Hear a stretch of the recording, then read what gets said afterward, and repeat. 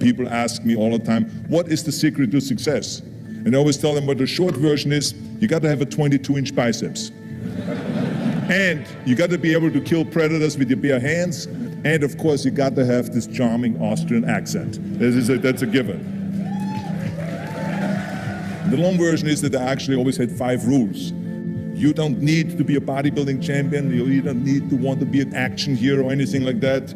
If you want to excel in whatever you do, those rules are for you. So my first rule is find your vision and follow it.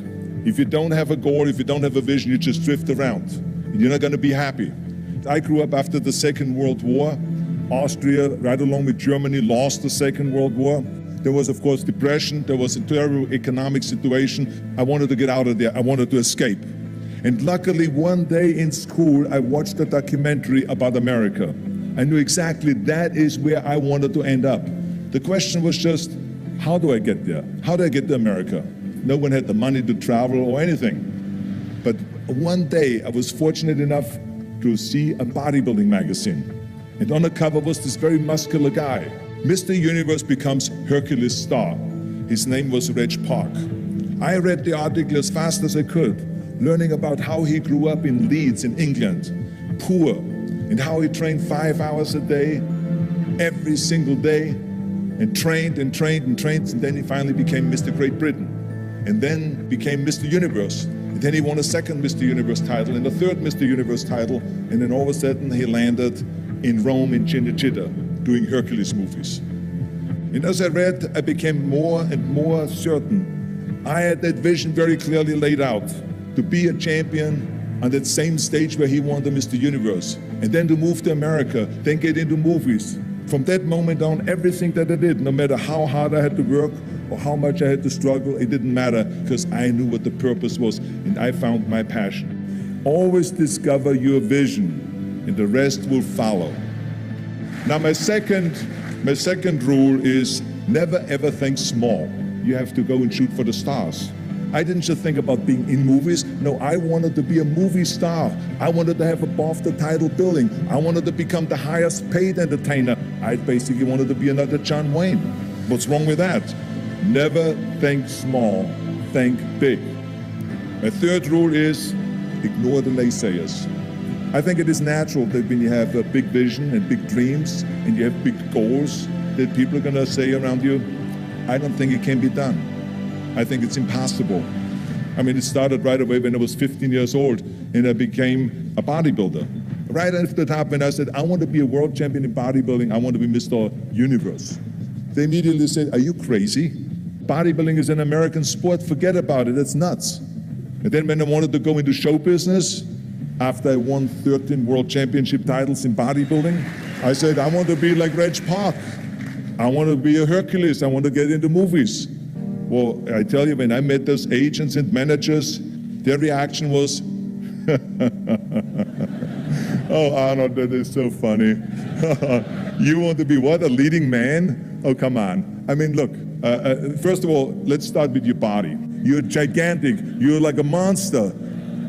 And then your accent, oh, it gives me the chills just listening to your German bullshit. Come on now. Have you ever seen an international movie star with a German accent? It doesn't happen. Forget about that. And then your name, what is it, Schwarzen, Schnitzel or something like that? People are going to storm the theater and the movie houses because Schwarzen Schnitzel is starring in a movie. Oh yeah, I can see that already. Imagine that. Everywhere I turned, they said, no, it won't happen, it's not going to happen, and forget about it. Luckily, I did not listen. I started taking acting classes, English classes, even accent removal classes. I ran around all day saying lines like, a fine wine grows on a vine. All of a sudden, I got a little break. All of a sudden, I got a TV show, a little part. Then another little part, and then Pumping On and Stay Hungry, and then of course I landed the big role of Conan the Barbarian. So finally I got the big break.